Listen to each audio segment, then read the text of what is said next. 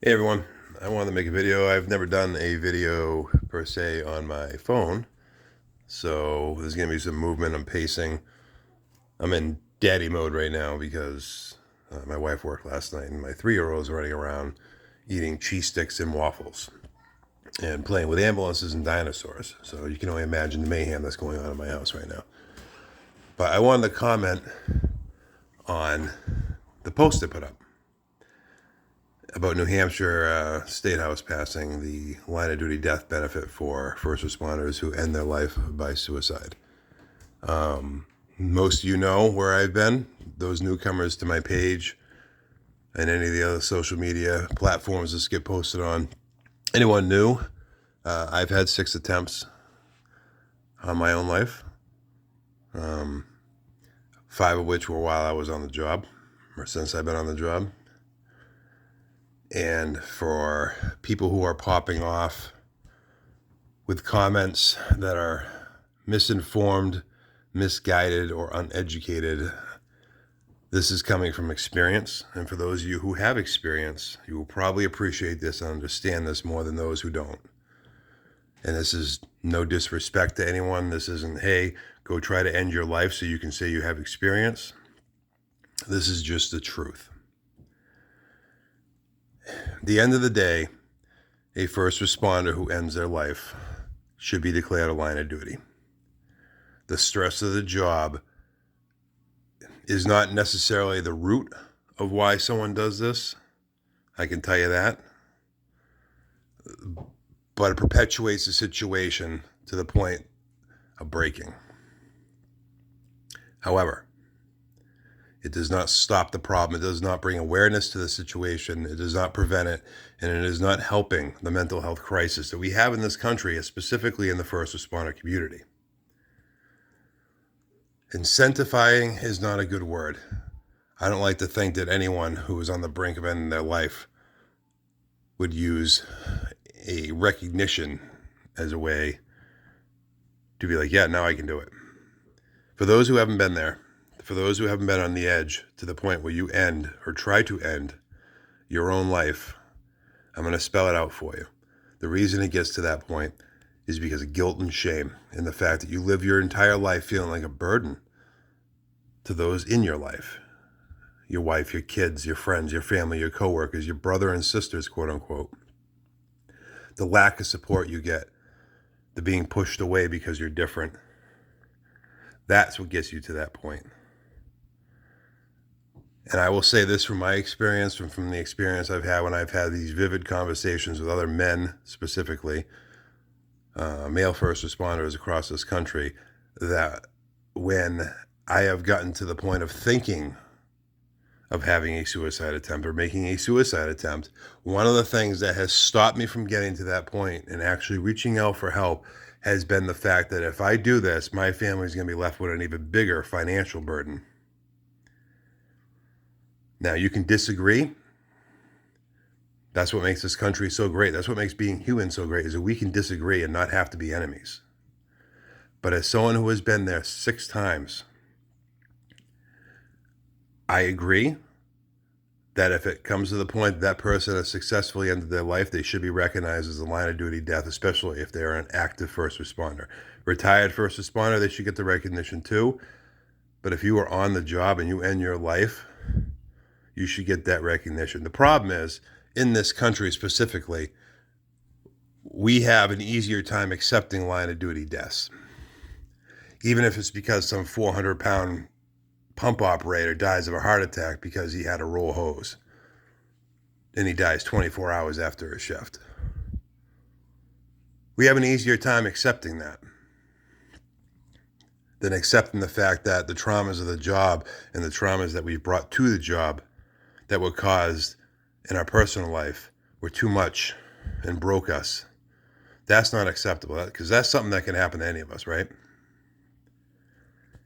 I have a tough time with line of duty deaths. I've been going to line of duty funerals since I was 16 years old. I was there for the Worcester 6. I was there for 9/11. I was there for the big ones. I was there for some Boston ones.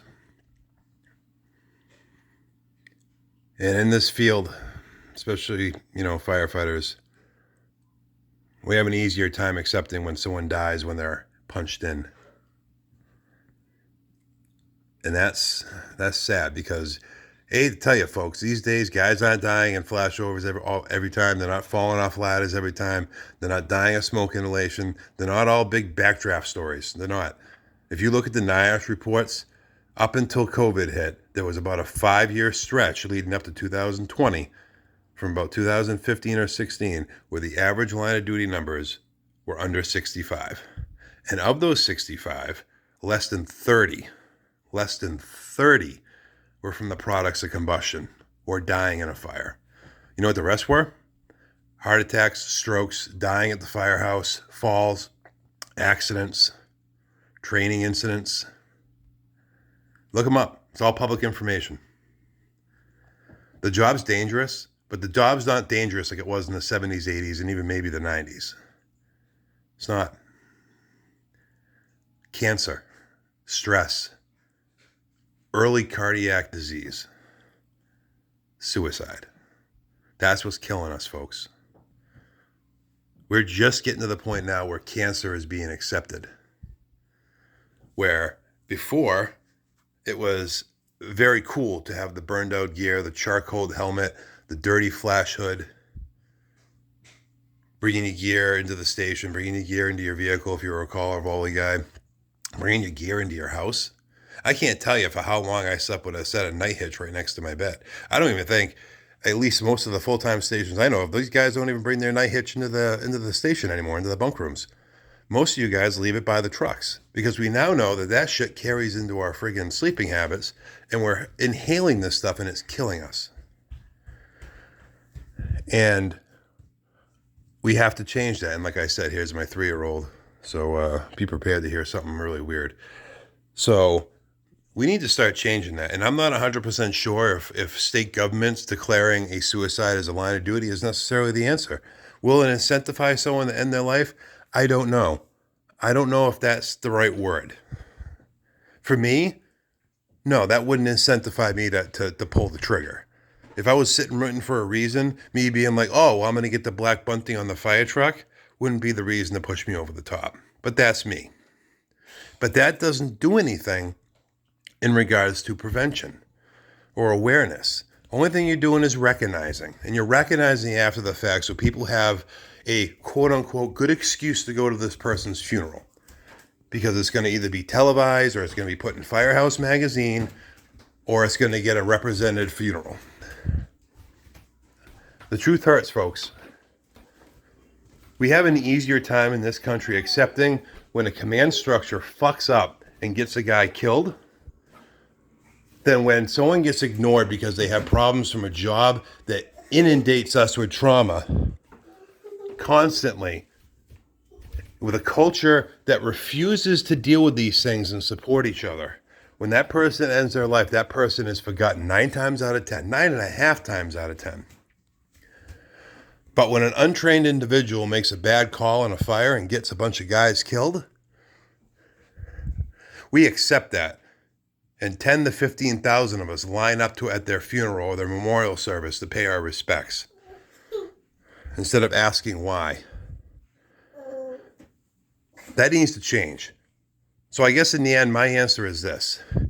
Should first responders who die by suicide be recognized as a line of duty death? Yes.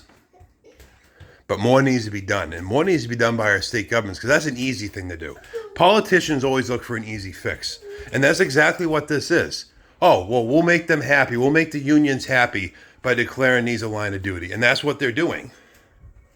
They're taking the easy way out instead of working on prevention and awareness and putting programs into place, or maybe establishing programs at already established facilities to help first responders deal with the constant traumas and the lifestyle that we live. So that's my answer.